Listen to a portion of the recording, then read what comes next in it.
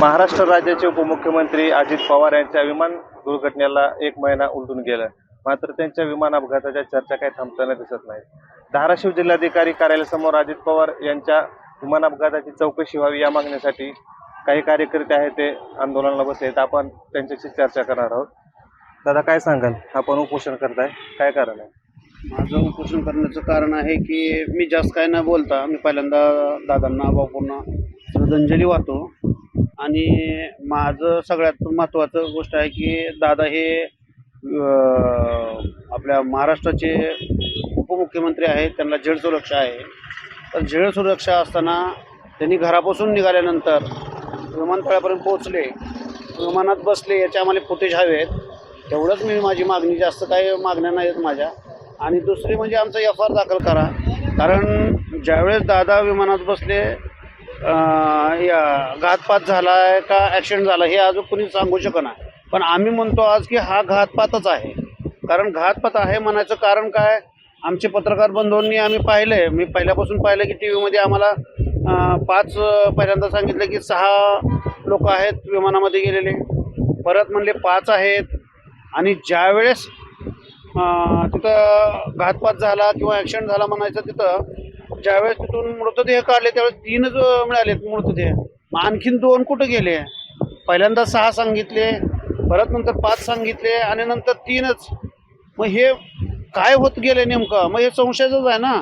आणि आपण जर ST मध्ये जरी बसलो तरी आपण एक साधी बॉटल सुद्धा आपण पेट्रोलची, राफेलची आपण नेऊ शकत नाही. तर विमानामध्ये मोठी कॅन्ड भरून ठेवू कसं शकतात? आणि दादा हे आमचे कामाचा माणूस होता. त्यांनी एवढं चाणाक्षी बुद्धी होती त्यांची, एवढं म्हणजे जाताना पाहिजे कुठं काय चुकतंय का, कुठं काय नाही. आणि दादा त्या विमानात बसूच शकत नव्हते.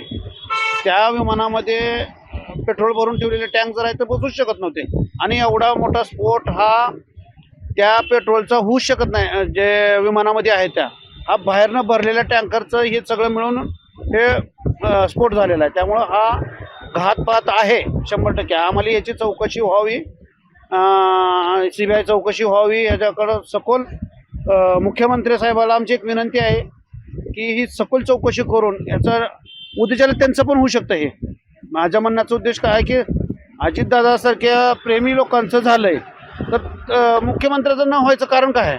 ते पण होऊ शकत ना.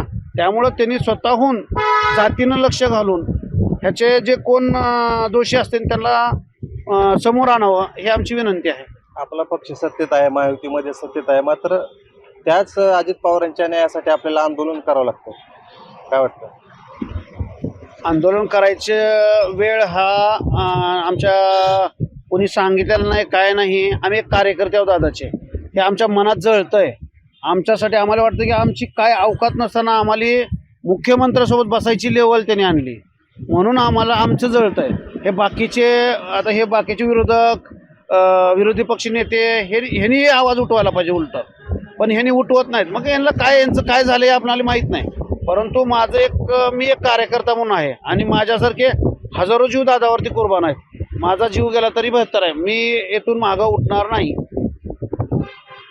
अजित पवारांचा हा अपघात नसून घातपात आहे. या अपघाताची CBI चौकशी करण्यात यावी अशी देखील मागणी या कार्यकर्त्यांनी व्यक्त केलेली आहे. मी वैभव पारवे, LS मराठी, धाराशिव.